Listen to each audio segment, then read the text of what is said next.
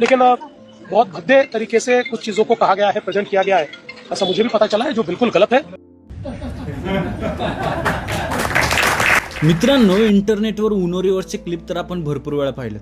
आता हा exact Uno reverse तर नाहीये, पण मुख्यमंत्री देवेंद्र फडणवीस यांनी समय राणावर एकेकाळी टीका केल्यानंतर परत त्यांच्या मंचावरती समय राणाचा सत्कार केला. हा समयसाठी खूप मोठा कमबॅक आहे, ज्याची कोणालाच अपेक्षा नव्हती. आता हा सगळा युटर्न झाला कसा? चला तर मग जाणून घेऊया या मागची सगळी स्टोरी. मित्रांनो, ही स्टोरी समजण्यासाठी आपल्याला थोडं मागं जावं लागेल.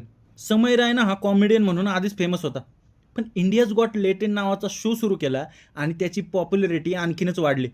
शोचा फॉर्मॅटच असा होता की कॉमेडी, रोस्ट, डार्क ह्युमर आणि कंटेस्टंटचे आउटरेजस मुवमेंट. यामुळे क्लिप सोशल मीडियावर वेगाने व्हायरल व्हायचे. पण 2025 मध्ये शोमधील एका एपिसोडवर मोठा वाद निर्माण झाला आणि हा वाद इतक्या शिगेला पोहोचला की आसामच्या सीएमने थेट समय रायनावर FIR दाखल केली आणि महाराष्ट्राच्या सीएमने तर मीडियासमोर त्याच्यावर थेट टीका केली. आणि याच काळात महाराष्ट्र सायबर आणि समय रायना यांचं नाव एकमेकांशी जोडलं गेलं. म्हणजे एकीकडे इंटरनेटवर समयच्या कॉमेडी भोवती कॉन्ट्रोवर्सी आणि हसी मजाक चालू होता आणि दुसरीकडे ऑथॉरिटीजकडून या प्रकरणाकडे गंभीरपणे पाहिलं जात होतं. पण आत्ता इथे येतो सगळ्यात मोठा ट्विस्ट. समय रायनाचा इंडियाज गॉट लेटेंट नावाचा शो भारतात बंद झाला. त्याच्या सर्व क्लिप इंटरनेटवरून काढण्यात आल्या. पण समय रायनाने कमबॅक करत इंडियाज गॉट लेटेंट सीझन 2 नावाने एक नवीन शो सुरू केला. वेळ पुढे गेला आणि 26 ऑगस्ट 2026 रोजी मुंबईमध्ये महाराष्ट्र सायबरच्या एका सायबर अवेअरनेस कार्यक्रमाचं आयोजन करण्यात आलं. कार्यक्रमाचा विषय होता ऑनलाईन स्कॅम आणि सायबर क्राईमपासून लोकांना सावध करणं. या कार्यक्रमात महाराष्ट्र सायबरने डिजिटल अरेस्ट नावाचा सायबर अवेअरनेस शॉर्ट फिल्म आणि 1930 महाराष्ट्र सायबर अँथम लॉन्च केला. या कॅम्पेनमध्ये अनेक मोठी नावं सहभागी होती, जसं की पंकज त्रिपाठी, आशिष विद्यार्थी, शरद केळकर, सोनाली बेंद्रे, जावेद जाफरी, सुनिधी चौहान आणि हो, समय रायना सुद्धा. आणि याच कार्यक्रमात महाराष्ट्राचे मुख्यमंत्री देवेंद्र फडणवीस यांच्या हस्ते समयचा सन्मान देखील करण्यात आला.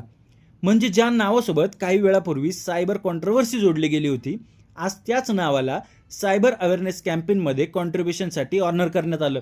आणि हीच आहे या पूर्ण स्टोरीची खरी आयरनी. पण समय रायना मंचावर गेला आणि फॉर्मल भाषण करून शांत बसला असं तर झालं नाही. त्याने आपल्या नेहमीच्या स्टाईलमध्ये परिस्थितीचा जोक बनवला. समयने महाराष्ट्र सायबरबद्दल बोलताना आपल्या जुन्या कनेक्शनचा रेफरन्स दिला. तो म्हणला की मेरा और सायबर सेल का पुराना रिश्ता आहे आणि पुढे सायबर सेल किती इफेक्टिव्ह आहे यावरही त्यांनी मजेशीर कमेंट केली.